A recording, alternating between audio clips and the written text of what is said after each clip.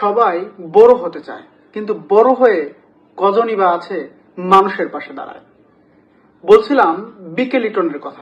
তিনি একজন সফল উদ্যোক্তাই নন, বরং তিনি একজন প্রকৃত মানুষও বটে।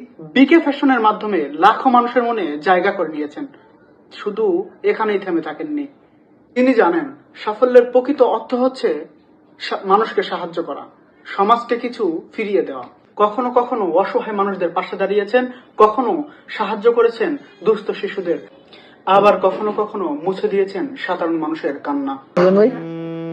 কান্দিছ কেন তুমি? কান্দিছ কেন কও?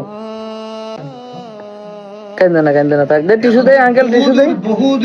তার ফেসবুক লাইভ কিংবা ভিডিওতে শুধু পণ্যের প্রচারই নয়, আছে মানবিকতার স্পর্শ। মাস আপনারা কাপড় হাতাইছেন, আপনাদের একটা শার্ট আপনারা যেটা পছন্দ হয় যত দামেরই হোক আপনারা নেন, মানে আপনাদের মানে যে একটা ভালো লাগার জিনিস থাকে না, আরো তৌফিক দান করুন। তো আপনারা ডিউটি করছেন পুরো মাসে, একটা জিনিস হয় না যে এই শার্টটা আমার ভালো লেগেছে, এই শার্টটা আমার পছন্দ হয়েছে, যত দামেরই হোক দাম দেখি তাকানো লাগবে না, একটা একটা করে পছন্দ করে নেন। বিকে লিটন অর্থাৎ বিকে ফ্যাশনই প্রমাণ করে দিয়েছেন শুধু রাজনীতিক নয়, ব্যবসায়িক হয়েও মানুষের পাশে দাঁড়ানো যায় মানবিকতা নিয়ে। বিকে লিটন এখন তরুণদের এক অনুপ্রেরণার নাম।